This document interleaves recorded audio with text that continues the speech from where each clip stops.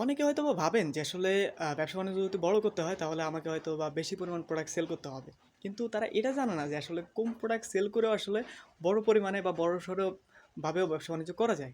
এবং এটা যারা এইভাবে করতে পারে তাদের ব্যবসা-বাণিজ্য আরো বড় হয় অ্যান্ড দেন তারা আপনার কম হ্যাসেল এর ভিতর দিয়েও অনেক ভালো, ভালো ব্যবসা-বাণিজ্য বিল্ড করতে পারে।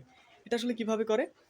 এটার মেইন বিষয় হচ্ছে যে আপনি আমরা সচরাচর যারা ব্যবসা বাণিজ্য করি এরা আসলে লো টিকিট প্রোডাক্টগুলো যেগুলো আছে সেগুলো নিয়ে সেল করার চেষ্টা করে এবং সবথেকে মানে খারাপ একটা বিষয় হচ্ছে যে আপনার এরা যে প্রোডাক্টটার যে প্রাইসে মার্কেটে সেল হয় তার থেকে প্রয়োজন আর একটু যদি কমায় দেওয়া যায় সেটা প্রয়োজনে তারা সেটা করে, কিন্তু বাস্তবতা এটা না। বাস্তবতা হলো যে আপনি যদি হাই টিকিট প্রোডাক্টগুলো যদি আপনি সেরাভাবে বা সেরা স্ট্র্যাটেজিতে এজিতে যদি আপনি সেল করতে পারেন তাহলে আপনার বিজনেসটা আরও লং লাস্টিং বা আপনার জন্য আরও হ্যাসেল কম হবে। কীভাবে করবেন দেখেন, মনে করেন আপনি যদি প্রতিদিন 500 প্রোডাক্ট সেল করলেন এবং তা থেকে হয়তো আপনার মানে প্রফিট থাকতেছে হয়তো 50 টাকা করে, তাহলে অ্যাভারেজ করলে কিন্তু আপনার হয়তো মানে প্রফিট হবে বাট কোয়ান্টিটি বা ইসের দিক থেকে কম হবে।